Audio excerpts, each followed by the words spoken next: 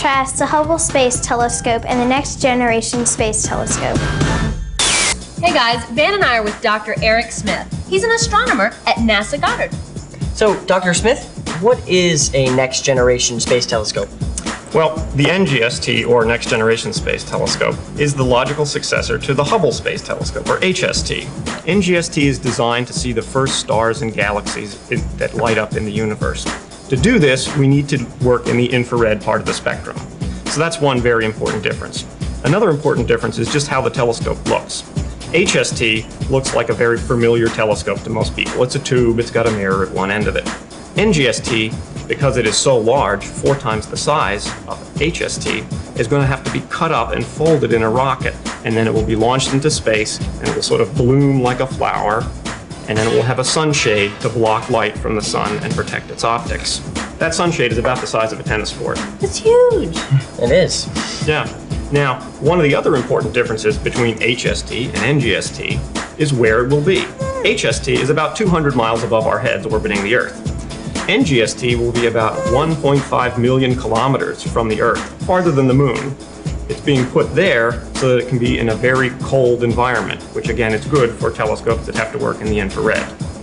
It also means that no one will service the NGST. How do astronomers like you use algebra when you're designing or dealing with the NGST? Well, algebra is used at all stages in the design and construction of a telescope. Astronomers used algebra at the very beginning when they decided how they wanted to optimize it. I mentioned you wanted to optimize for the infrared. Well, you can use algebra to tell exactly where you want to optimize this telescope to work. And you do that by studying galaxies and knowing where they emit their radiation. Now you said that the NGST has a sun shield. That's the size of a tennis court? Right. And the reason it has a sun shield is to protect the telescope optics from getting sunlight on them. Wow, okay, now, so are you guys working here at NASA Goddard on the sun shield? A little bit, but a lot of work on the materials are being done at NASA Langley. Hey, that's where we're from. Why don't we head down to Hampton, Virginia and meet John Connell and find out more about the sun shield? Here at the NASA Langley Research Center, we're working on a number of technologies that are relevant to the Next Generation Space Telescope. The sun shield is comprised primarily of polymeric films. Polymer is a term that means many repeat units of the same structure.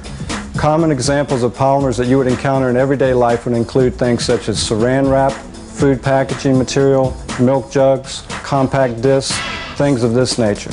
The materials we are developing are primarily for the outermost shield of the Next Generation Space Telescope. As you recall, this shield is designed to keep the optics as cold as possible, so the shield has to be very reflective. The outermost layer in particular has to be very reflective and be resistant to the radiation environment. As you can see, the material looks much like the Mylar balloon that you might encounter at a birthday party or other type of event. The chemistry of them is such that they are much different and they will be resistant to the radiation present in space. Polymer chemists use algebra in their everyday working activities and the calculation of the recipes necessary to make these advanced polymers. Well, that about wraps up this episode of NASA Connect. It was a blast, wasn't it, Van? Oh yeah, it sure was. Jennifer and I would like to thank everyone who helped contribute to this episode. We sure would, and you know, Van and I would love to hear from you with your comments, your questions, your suggestions, or ideas.